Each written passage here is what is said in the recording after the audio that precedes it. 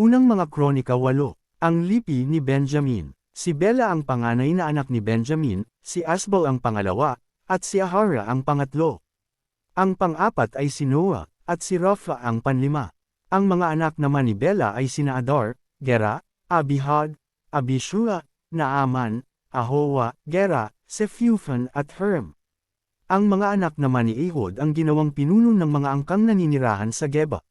Ngunit napilitang lumipat sa Manahat sina Naaman, Ahiyas at Gera na nanguna sa kanila na siya ring ama ni Uza at Ahihod. Si Sar-Aim ay nagkaanak sa lupain ng Moab, matapos niyang paalisan ang dalawa niyang asawang sina Huzam at Bara. Ito ang mga anak niya kay Hodes, sina Jobab, Sibia, Mesa, Malkam, Juz, Sakhia at Mirma. Ang mga anak niyang ito ay naging mga pinuno ng kani-kanilang sambahayan. Ang mga anak niya kay Huzam ay sina Abitob at Elpal. Ang mga anak ni Elpal ay sina Eber, Misam at Semad. Si Semad ang nagtatag ng mga lungsod ng Ono at Lod at mga nayon nito. Ang angka ni Benjamin Sagat at Ailon. Anak din ni Elpal sina Berias at Sema na mga pinuno ng sambahayan sa Ailon. Sila ang nagpal-ayas sa mga mamamayan ng Gat.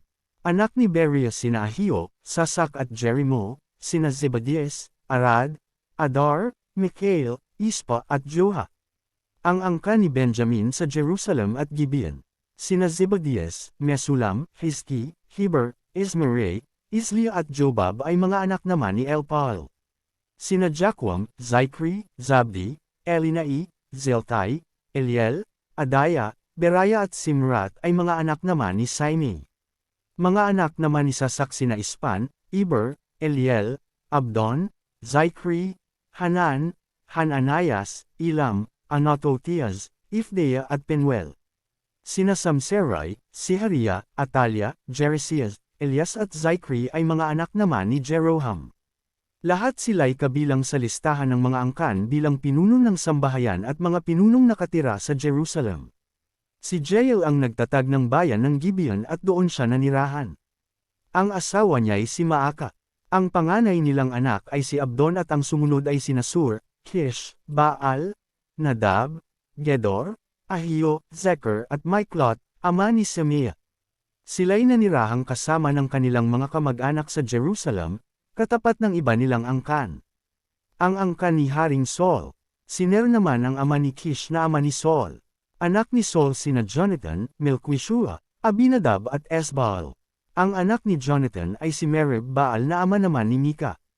Ang mga anak ni Mika ay sina Piton, Melech, Terea at Ahaz. Anak ni Ahaz si Joda at mga anak naman nito sina Alemet, Azmavet at Zimri, na ama naman ni Moza.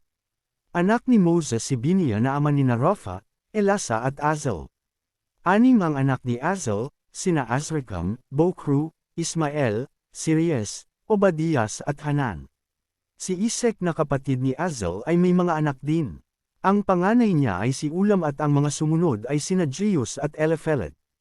Ang mga anak ni Ulam ay magigiting na mandirigma at mahuhusay gumamit ng pana.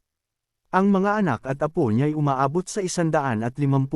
Lahat sila ay buhat sa lipi ni Benjamin.